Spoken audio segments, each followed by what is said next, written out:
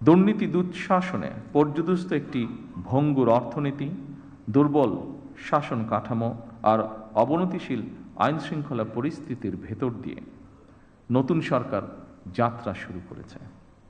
আইনশৃঙ্খলা পরিস্থিতির উন্নয়ন, দুর্নীতি নিয়ন্ত্রণের মাধ্যমে জনজীবনে শান্তি, নিরাপত্তা ফিরিয়ে আনাই হচ্ছে আমাদের সরকারের অন্যতম প্রধান অগ্রাধিকার।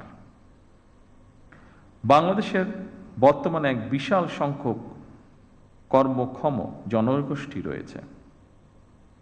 কর্মক্ষম এই জনগোষ্ঠীর জন্য কর্মসংস্থান তৈরির এই মুহূর্তে হচ্ছে বড় চ্যালেঞ্জ।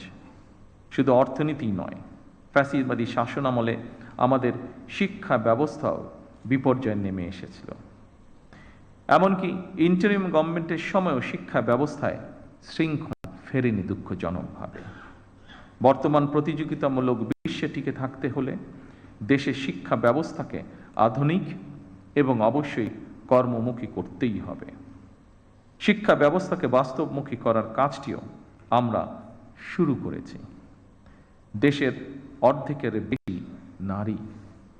নারীদের জন্য নিরাপদ বাংলাদেশ গড়ে তুলতে না পারলে আমাদের কোনো উদ্যোগই সহজে সফল হবে না। এভাবে প্রতিটি সেক্টরকে চিহ্নিত করে সরকার কর্মপরিকল্পনা বাস্তবায়নের কাজ এরই ভিতরে শুরু করেছে।